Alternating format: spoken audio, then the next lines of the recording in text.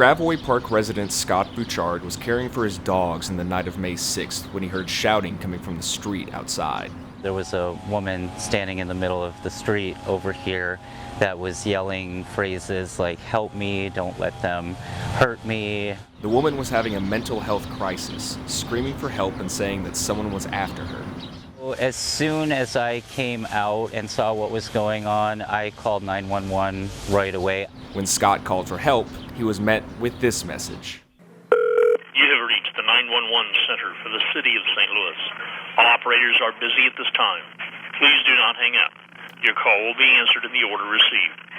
He sat on hold for 6 minutes, waiting for a response. And no one did answer the phone during my call. At least 90% of 911 calls should be answered within 10 seconds, according to national standards. From February through May, the city put about 36% of calls on hold for 10 seconds or more. In that same period, 21% of callers waited at least 40 seconds.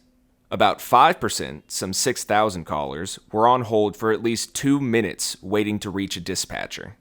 64-year-old Maureen Ramsey was a 911 manager for 44 years before retiring in July of this year.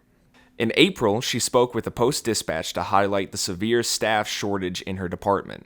Minimum staff in our office should be a good 18 people, both call takers and police dispatchers combined.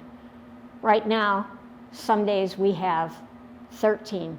Maybe 14. Maureen said the department would often have only 2 or 3 people working at one time. That's an 8-hour shift with 2 or 3 people answering all the calls that come into 911, come into non-emergency, come into the alarm line, and come into the information line. Mayor Tashara Jones's administration has promised to address wait times in a variety of ways, including raising pay and combining police, fire, and EMS dispatch centers. I don't feel that any 911 call should be placed on hold. I think when they are, it's very concerning and it's very scary.